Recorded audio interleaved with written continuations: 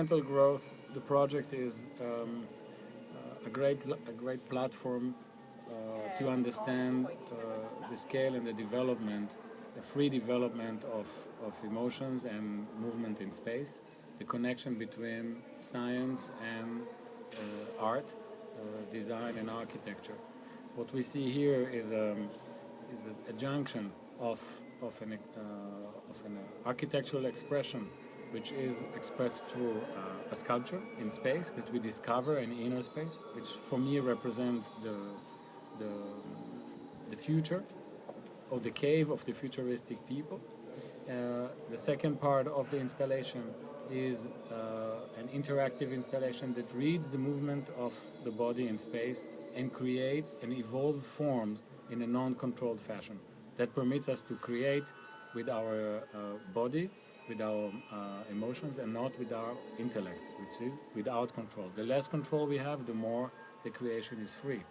There's 3D prints, which are sculptures in space that are extracts of the 3D installation, the interactive installation, and they express the movement and the emotion of the person at that very moment that it has been created.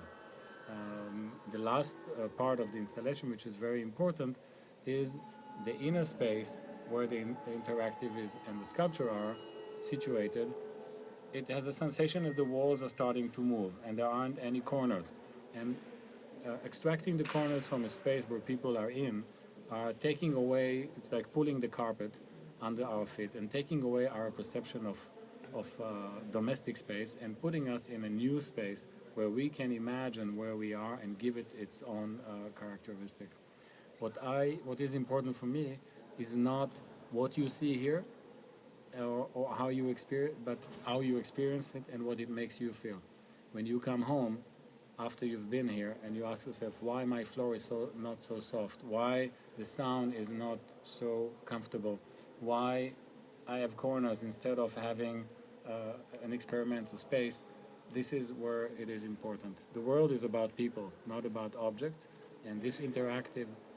installation gives people the possibility to evaluate where they are and where they may want to go, what is classic, what is future, what is hard, what is soft, what is